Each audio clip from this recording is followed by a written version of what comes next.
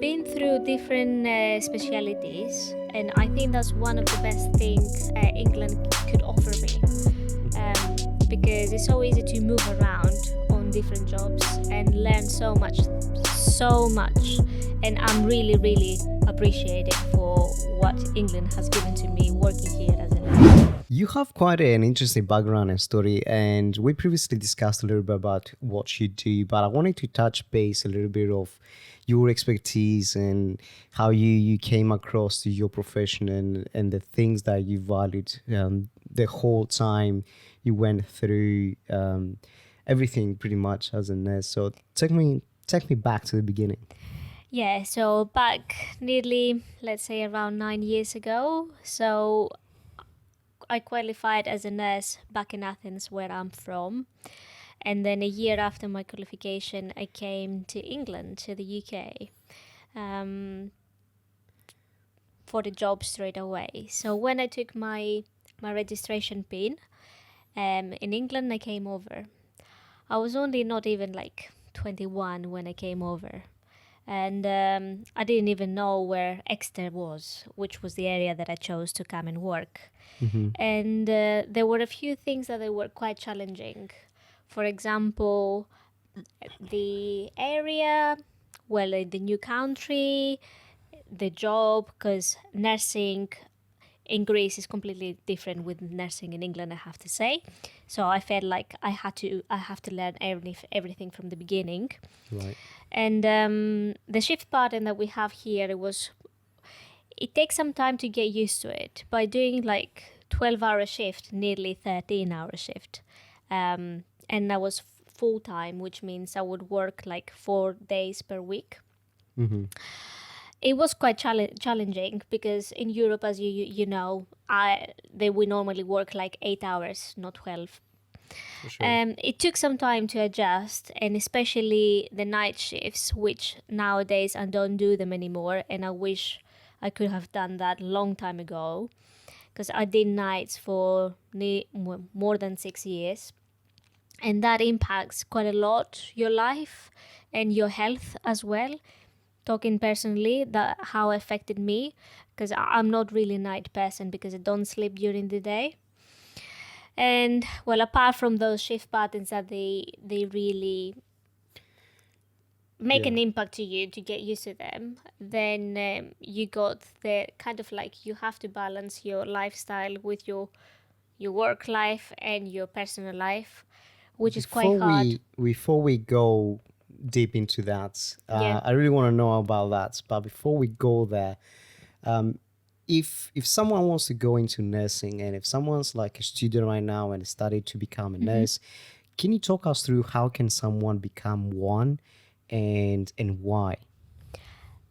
There are quite a few pathways by becoming a nurse. If somebody cannot afford to pay in the nursing course, Right. they can start working for the hospital, and then the hospital can provide them by being like nursing associate. And then you study through the hospital, and then you can get your qualification and your degree. So you don't necessarily need to go and study it first, so you can go without any experience, go directly and work for a hospital. Yeah, it and can then work get like the that. background, get the experience, and then you get the qualifications and everything else as they come. Is that just in the UK, you think, or is just everywhere in the world that you can do that? That's definitely work in the UK. Right. In Europe, unfortunately, well, you have to give exams to pass to university, Okay. and then you study for XYZ years that the university requires to. But I have to say that England is much easier to get to the university, and even if you don't have the money to go to and afford it straight away after your GCSEs that they do in England, then you can go through a different pathway. This is a very interesting thing that you just said, because, well, I've been here for 6.5 years. And how long have you 9. been here for? 9 years. Nearly. And one thing that I can tell for fact, and one of the great things about the UK, is that it's a great place to build your skills and build a work experience without necessarily have any background or any qualifications in that matter. I mean, it really depends. I mean, I can't go and become a doctor tomorrow. No. You know what I mean? But you can find jobs without necessarily have the qualifications or any previous experience, and that I find very interesting and very unique to have as an opportunity because in Greece, for example, you don't have that kind of opportunity to even start. And I think that's where a lot of young people, including ourselves, Yeah. when we're at that stage or, okay, what do I do? Do I move country? Because there's a lot of people like us who's thinking you're 20 years old and say, I can't find any job whatsoever to the thing I really I studied or I really am passionate about. And your first thought is moving abroad. And specifically for me, that was the case. I also wanted to say about the what was the reason that made you come abroad? Was it just because you had the opportunity at that point, or was it something that you always wanted to do either way? To be honest with you, I never thought that I'm going to come abroad. That's why I followed as well the nursing career. It was one of my options, but not my top option, the first one, for example. I needed a change in my life at that point, and how I ended up in England. When I qualified as a nurse, at this point there were a lot of like private companies that they were seeking for international nurses. So I got in contact with a private. Is that like a scouting sort of company of sorts? Yeah, they have different kind of names Right. that they normally go in the different countries, and then they just take the nurses abroad, and then they ask them, oh, where would you like to work, which area or which country, because they did have the option of different countries as well, apart from England at that point. And So, do you think that someone can do that right now? Because the UK's, we've got the Brexit, but is that opportunity still available for people to do it? well, right now it's a little bit more complicated. So right now they're asking more things before you come. For example, I speak for England. Apart from, I think we're gonna get in the visa as well application for people to come in. They have to apply for a visa first of all. Second of all, they have to give the English exam, Okay. the IELTS, before they come here and apply for the job. So it makes it a little bit more complicated, but that doesn't mean necessarily that you cannot do it. Right, yeah.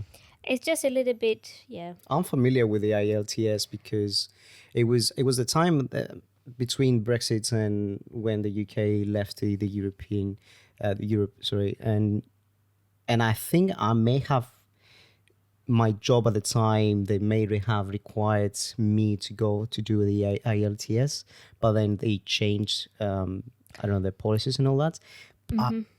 But IELTS, the level, the difficulty of that is It's like joke. a professional level. It's no joke. It's like a teacher level kind Yeah. of, which is quite hard. That's why the main reason why in nowadays we don't have, we only have, I've noticed that we mainly have from Philippines or like from Asia, Yeah.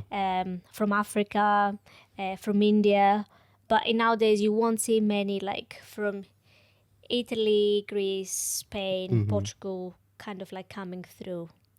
Yeah, but I understand the idea behind it. I understand why was that a requirement? Because if you really think about it, if you're a country and you have a lot of foreign people coming to your country, obviously it's going to be an imbalance with the locals and all that. And I completely understand where they're coming from. Because if you're not willing, because a lot of people know not willing to actually learn about the culture, the language, and even if you've been given an opportunity to do great, you still need to adapt and learn the people's ways. Well, You it's know? part of the thing when you go in a different country. you have to bear in mind that everything else that comes with that country, the sacrifices that you have to go through, you have to bear those ones in mind. That's exactly what I Yeah. mean, because not a lot of people will actually take the time to say, yeah, I'm gonna be a You good don't have an option. communicator. Yeah. Because a lot of people know, I'm not judging, but I know a lot of people who are coming from abroad, they're not really investing a lot of the time to improve their English. I'm not saying my English are perfect, Yeah, exactly. but at least I try. You gotta have some self-awareness, and not just, it's not just for your own benefit, but also for the benefit of others in, like, nearby you. And especially if you are a nurse, I expect when I'm going to the hospital and I have a, like, serious injury, or whatever that might be, and I require, like, some sort of verbal communication, I want to know what you say. Well, you need somebody first of all to understand Exactly. what they say, not necessarily understand the nursing part of you, or in a professional manner. Yeah, But their communication is very important. for sure. Do you wanna hear, like, a very crazy story? When I first came here, maybe 2 years after that, I'm not gonna say what company that was, but I had a team leader say to me, because I had a situation on the phone and the customer did not hear what I was saying at the time. And I know I have, like, definitely I don't have a Greek accent, but I have, like, a thick voice, which sometimes it can be difficult to understand, I guess. And I had my team leader at the time. They said to me, "Oh, the customer didn't understand you on the phone, and you have to repeat yourself." Yeah. And he said to me, "Oh, you need to change your accent." And at the time, I said, "Oh, wow, that's just really kicking me, the nuts, because I've never really heard that before." And the first thing that came to my mind was like, what the fuck is that? That sounded a little bit racist. Yeah. But then again, I realized the harsh reality. And the harsh reality is that if you not being perceived by the many as how you want to be perceived, then you gotta do the work. You gotta walk. You have to walk the walk, and you need to understand what it takes to be where you want to be. However, though, that doesn't mean that you have to change as a person.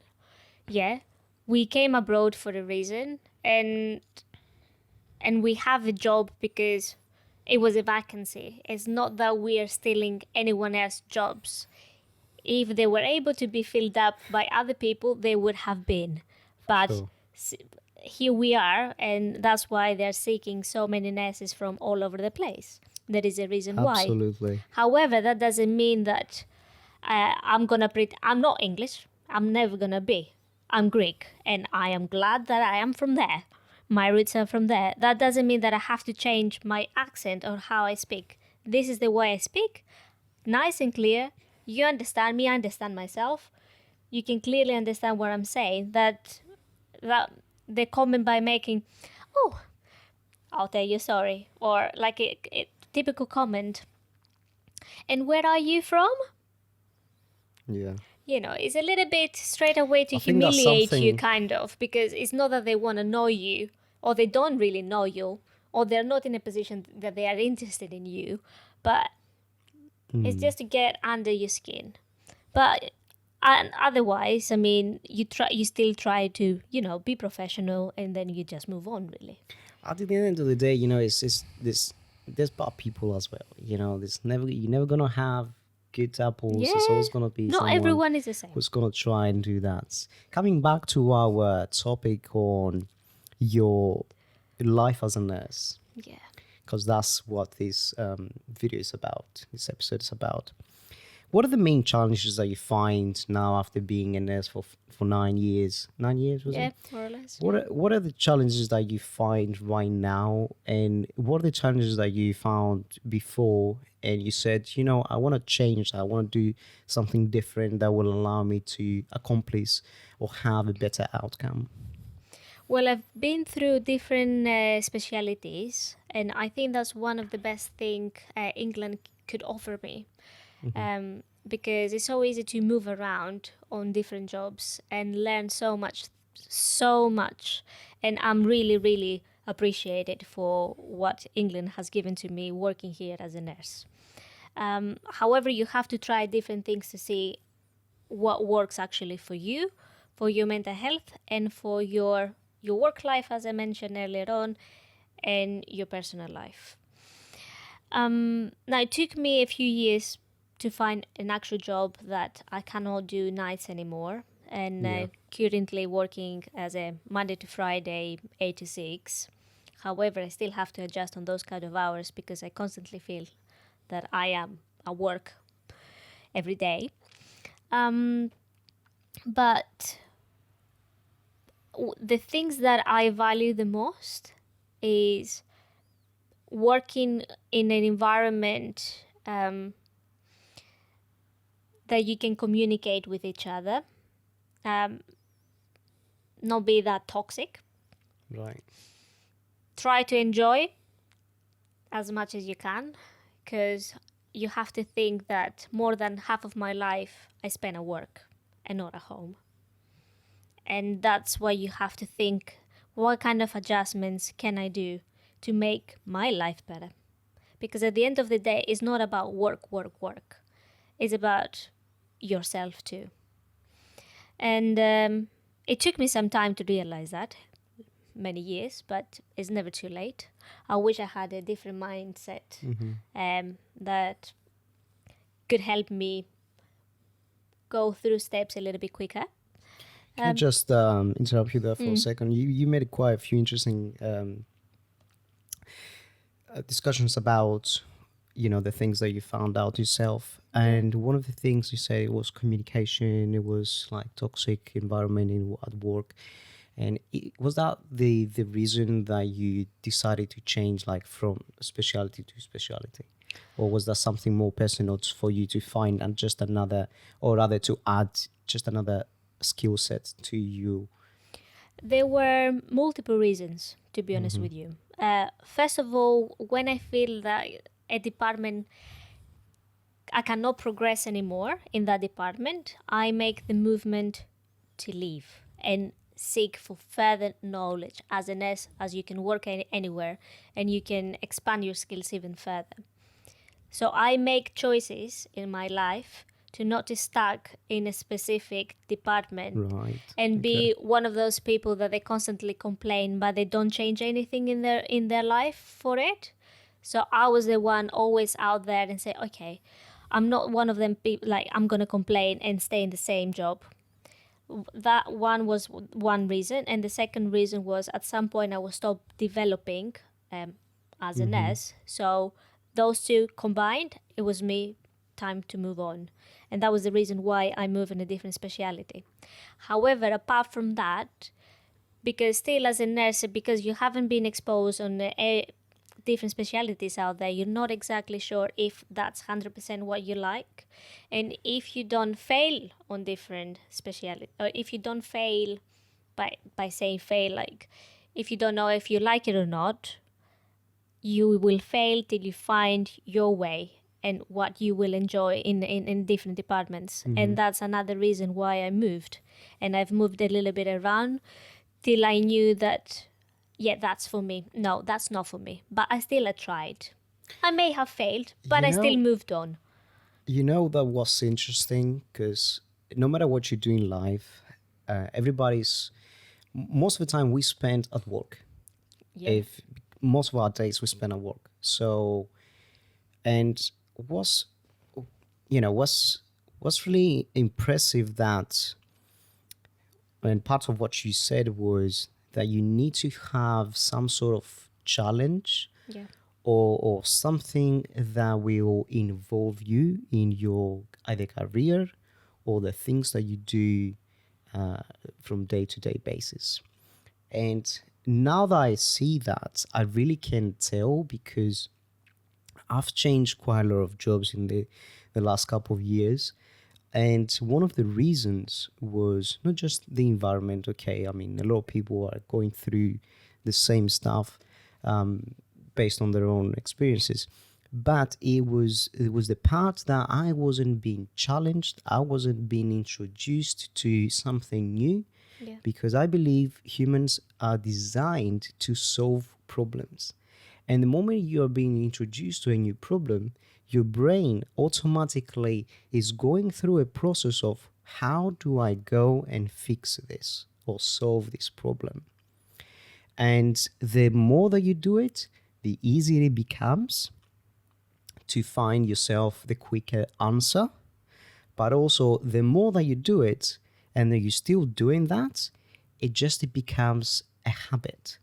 Yeah. And once it becomes a habit, you need to challenge, or you need to be introduced into a different problem, a different challenge for you to sustain such life. And there's another thing that I've noticed, to be honest. Um, Depends what kind of team you have, yeah. And if you enjoy your work with your working colleagues, then you stay longer in that position because you have a bond that you've built up as a team. And then you try to make it work for longer. And then it gets to the point that even though you have a strong team, then at some point maybe you're dissatisfied after a couple of years, but it takes a few years because you have the bond of the team which makes you stay longer. And then Okay, I would disagree on that, but I I'll will let you finish. through my personal experience, that's what I Yeah, found, okay. to move on a different job. However, in cases that you don't have a bond with your team,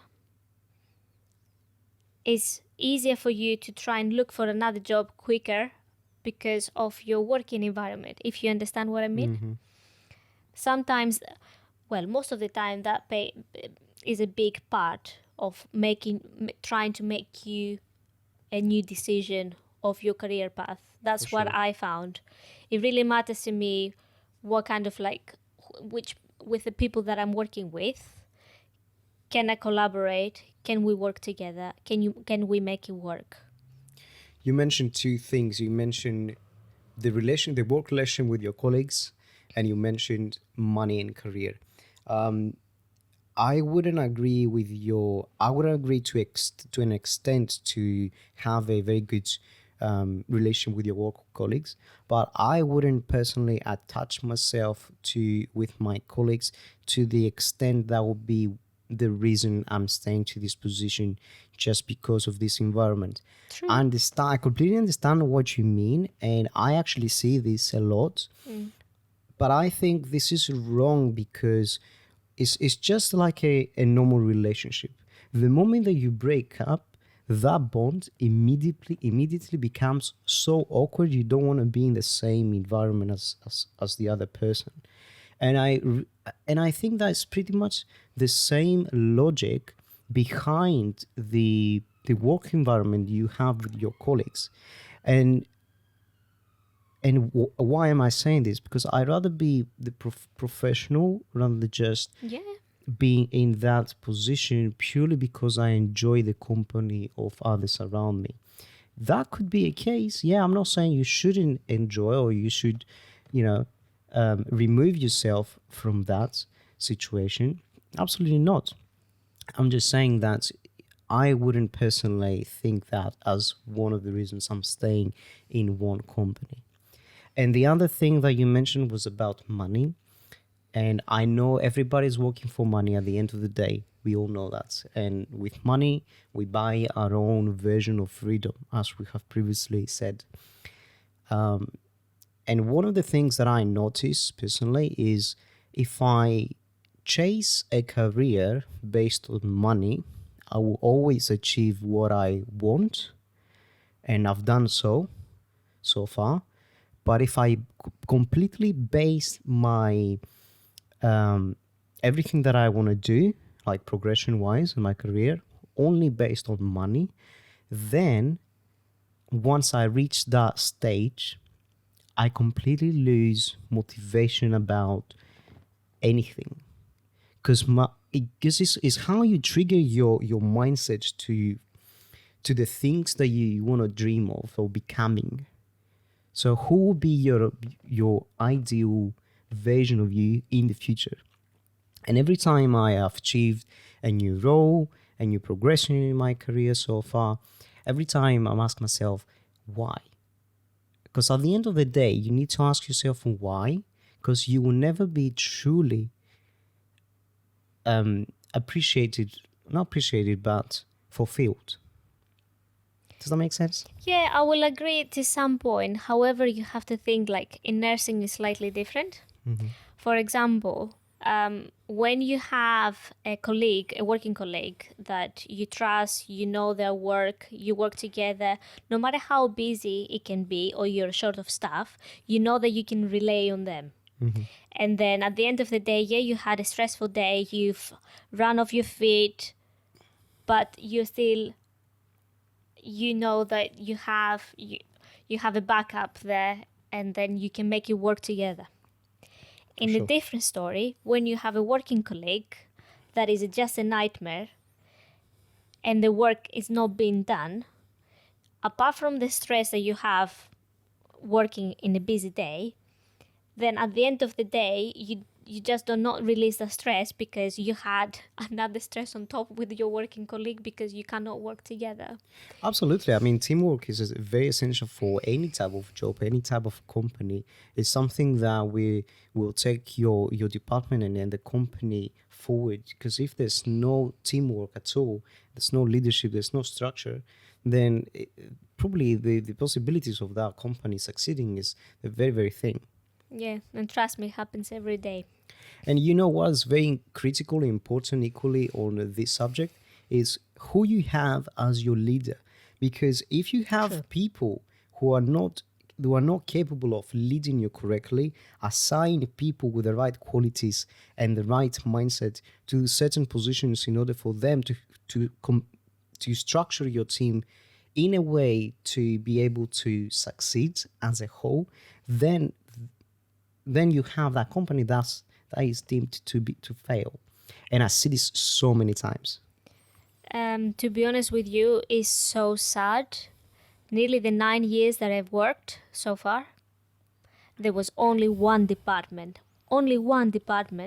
that my managers were spot on. Yeah. How sad is this? That the managers are failing to lead their people because I don't know if they got to that position purely because of the money and because they just wanted that and they didn't care anything else, but there's no leadership skills whatsoever.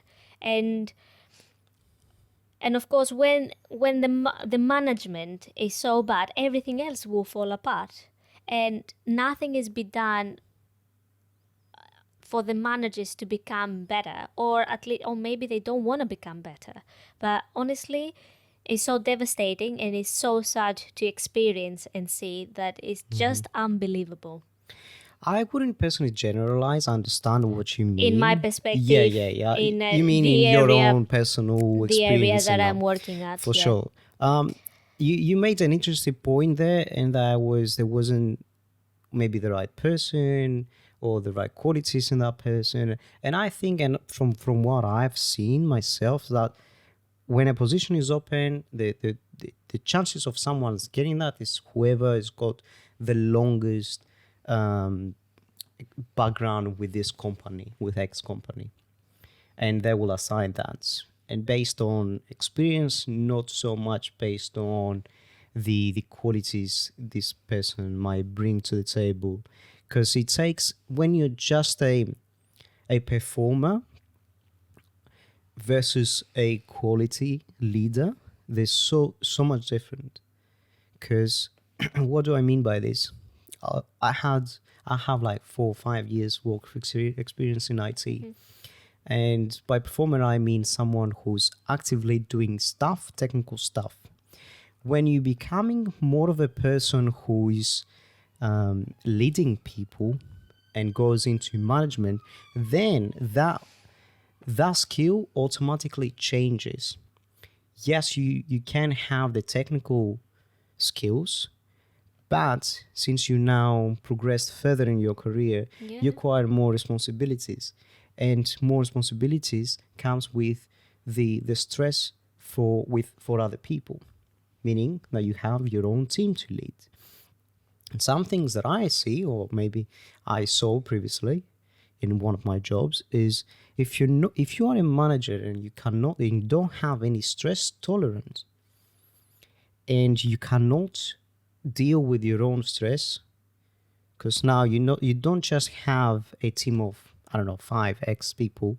You also have the people above you who you take most of your stress from.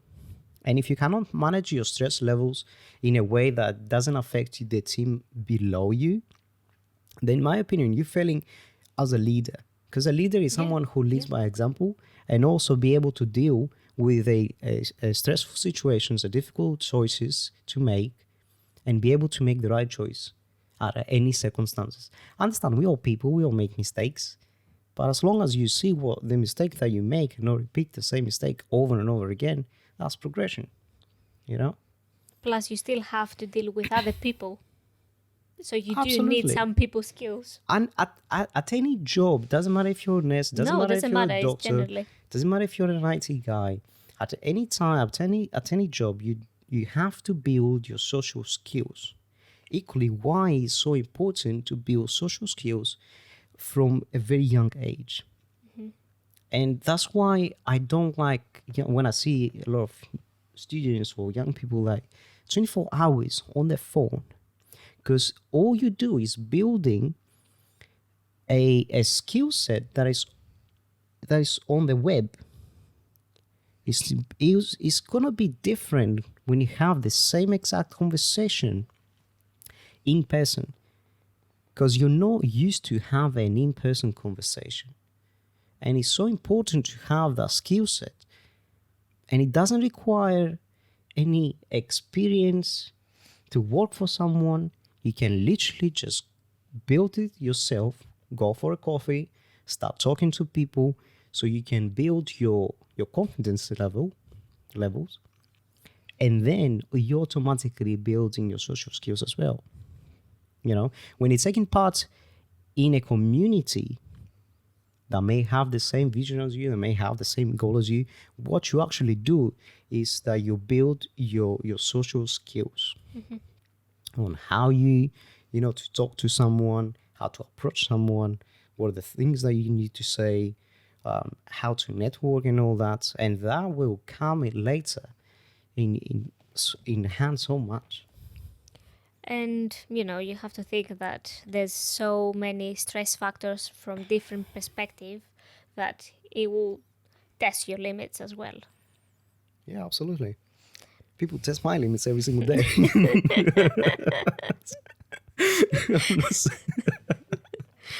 You don't want to And test that- my limits, that there are no limits. Or limited limits. Unlimited limits. That sounds like a very good headline for a movie. But that's very interesting, though. Coming back to your career and all that, was something, because you mentioned the night shifts and all that, for someone who's not based in the UK and they don't really know the life of a nurse in the UK, what would be something that you could say that someone else doesn't know about? I know that the shifts are quite long. They're 12 hours if you work on a ward. You do have the options, though, to work either in the community, which is a little bit less stressful, because you go to the patient's houses and you check them, or like a small community hospital as well. There is so many different things that you can do as a nurse in England. And there's so many good things about it that you can try every single one and then you can find out which one you like. So not necessarily that you have to work 12 hours as I used to do before. Now, for example, as I mentioned, I work Monday to Friday and you can work 8 to 6. There are a lot of adjustments that they can be done and that you can agree with your boss as well to work in your life, kind of. So it depends.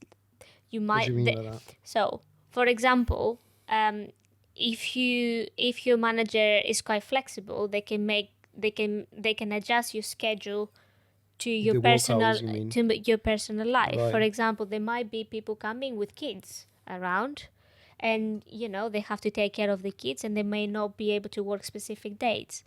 So this is another flexibility that you can get here in England. There's That so sounds like a commercial right now. It's like, here's what you can get. no, Like, there's so come many. to the UK. I have to say that you get so many benefits by working as a nurse, and flexible schedule around it, depend of course on your manager.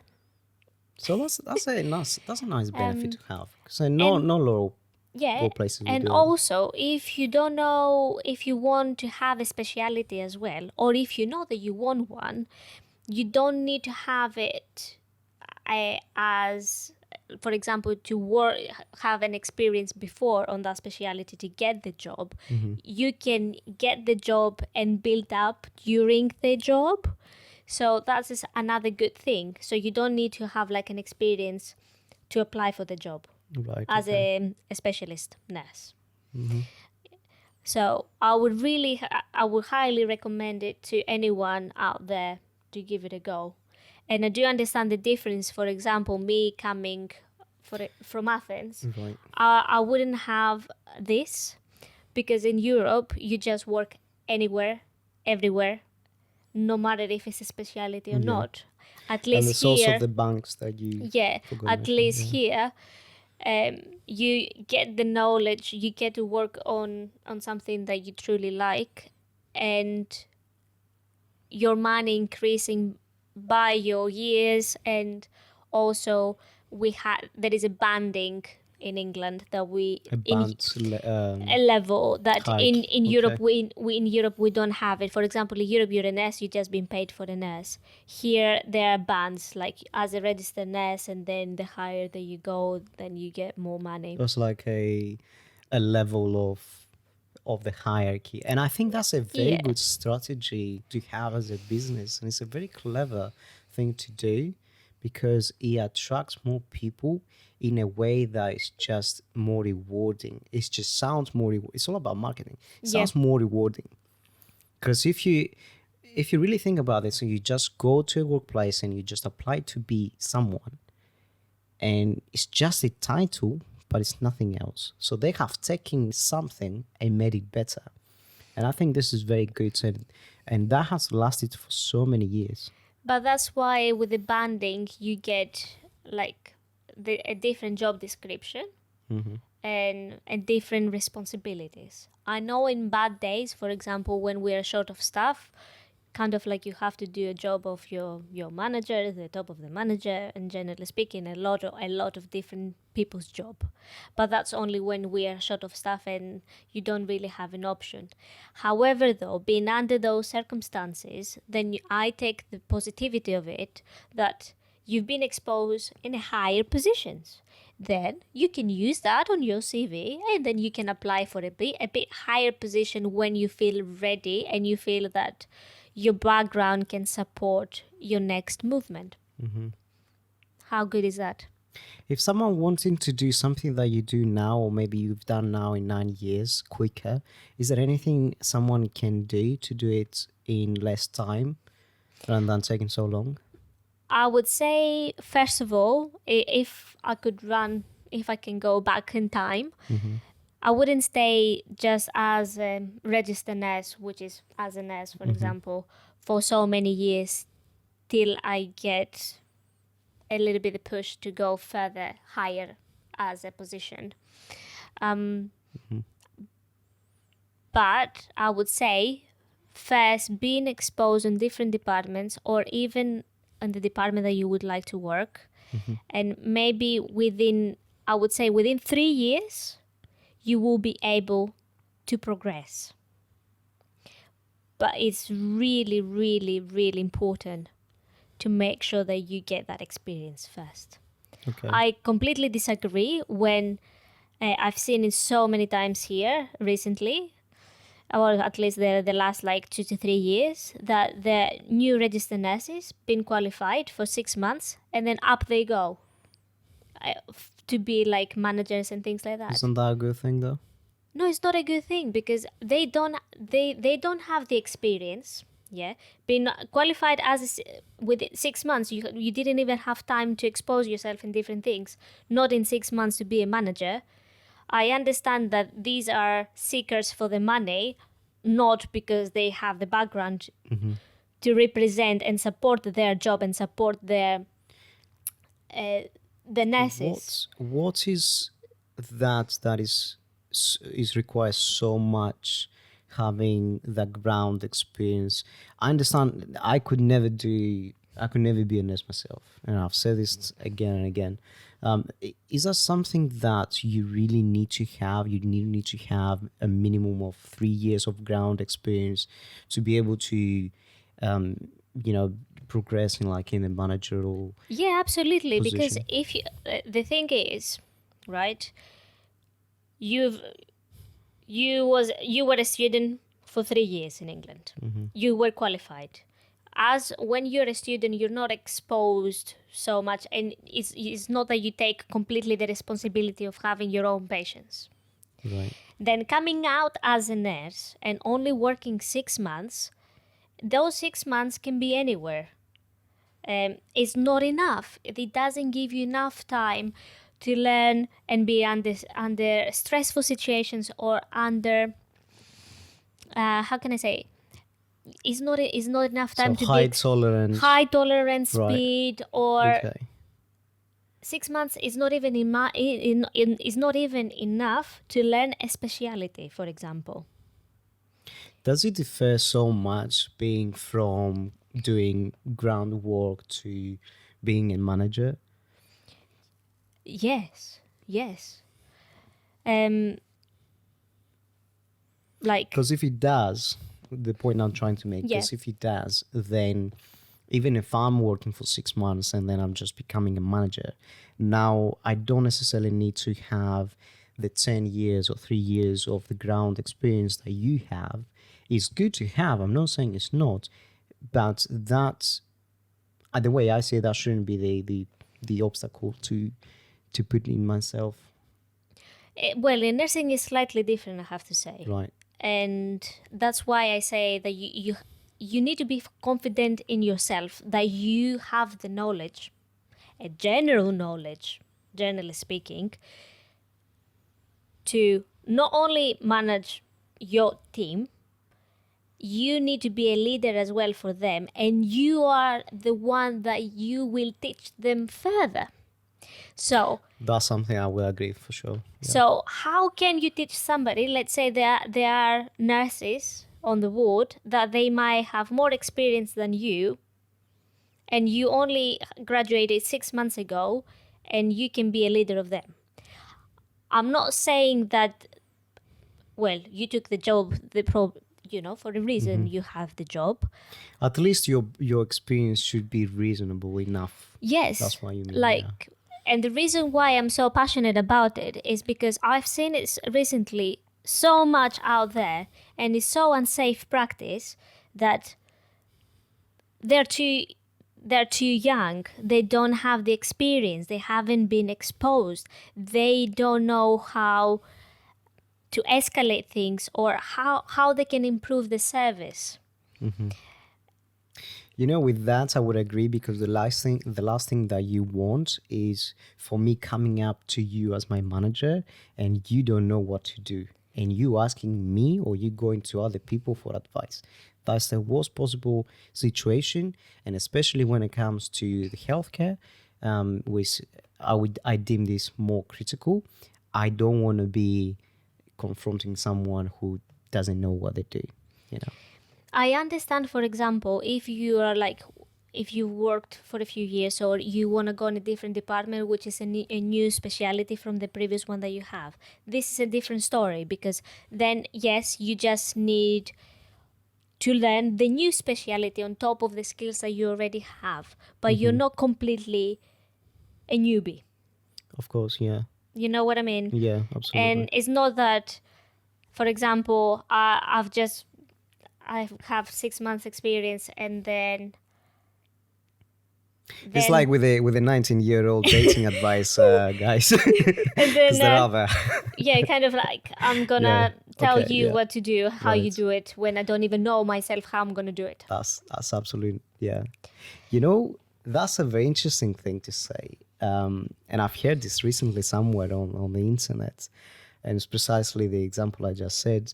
Because you first need to do something to be able to tell about what you did. It's so easy to say anything. Information is free in most cases. Um, and you can say pretty much anything that you may have read or seen somewhere. But I think, and this is something that I tell all the people that I meet, all the guys that I'm associating with, you need to remove yourself from the situation of completely going with whatever you hear or on the internet or you see on the internet, because it's so easy to get attached to that, and all you do is just build someone else's credit, and you don't build any credit for yourself, for who you are, for what you do or may have done. Because if I hear the same exact words from your mouth that someone else has said, then I'm not gonna take you seriously. I'm not gonna pay attention to you. And attention, like Gary Vee says, is the number one asset. And what I found from that is it's very difficult to be different, and Yeah. especially in today's age. But you need to be different from most people out there for you to be able, if you want to do great things for yourself, to build your own credits and for people to remember you for who you are and what you said. It's a lot of people, high profiles, I'm not going to name them nowadays, that they have done exactly that. And in a very short time, they have made so much money. But it's not just for the money. To be different, it kind of like fires both ways, because when you are different, you are expose yourself Absolutely. instead of when you're like the rest of The crowd. the crowd. But hear Then me out, though. But hear me out. Do you want to be one of the many that's what I'm or saying. to No, be the same as everybody else? yeah, but that's why I, generally speaking, I do make the difference, because I have an opinion, and I'm always going by my beliefs and my values, and to improve things, and generally to improve. You see, that's a common trait that everybody can have. When I say differentiate yourself from the rest of the crowd, I mean really, actually, really stand out from the rest of the crowds. And that could be achieved by many ways, I think. Whether that is how you talk, whether that is how you behave, or whether that is how you, the Represent other yourself. either the energy or relationship that you build with the people that surround you, because that's very critical, or it could either be the knowledge that you have, but that comes with communication as well, I guess. So I could say that's pretty much the same one. But it's really important to be able to think outside the box, and once you come across to that information, and you can actually tell a lot of things by viewing them from a third person view, It's quite hard to do, though. which is It's quite so hard to yeah. do. You can only then be able to do something, say something that no one else has said, and this is entirely your identity. Yeah, I will agree on that. And the other thing that I want to just say it out loud out there is, even if you try, for example, from my perspective in my area, for example, for nursing, when you go through interviews and you fail, I would take that as a succeed. And the reason why I say that is you put yourself out there. you went through the interview. It may not happen that time, but you will get better prepared the next time. To wrap things up, and since you brought this one up, and I think it's very important to know for someone who is choosing to go forward with this career path, what are maybe if you there's not five, like 3 common questions that you're being asked because you're the manager now yourself, you're a team leader rather. What are the 3 or 5 common questions that you're being asked throughout the interview? The first question is going to be a value question about the company that you're planning to work at. Mm-hmm. The second one is going to be a behavior question, Okay. which they're very tricky to answer them properly. So you have to do a little bit of research on that. Behavioral. Right. Can you expand a little bit on that in a minute? After you finish the 3 questions. And the third question is going to be give me an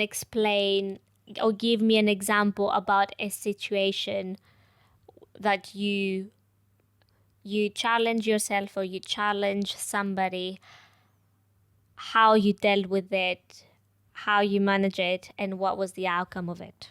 Okay. These are the very 3 hot top interview questions. Okay. No matter which band, these are the very basic ones that they're going to be asked. You said about a behavior question. What do you mean by that? So there are different kind of questions pointed at a behavior. What I mean by that is, for example, I'll give an example. Mm-hmm. There is a confrontational patient or quite distressed patient. How did you deal with the situation? What was the moves that you've done? What did you do? How did you do it? And what was the outcome of it? Okay. That's what I'm saying. Are you asking me or? All right. Okay. Right. The breakdown of it. Okay. But that's why the behavioral Right. questions are very tricky, because people don't understand exactly what to say on it and how they can approach. But that's why they're very tricky questions and they're very hard. And some people failing to answer properly on those questions in the interview panel.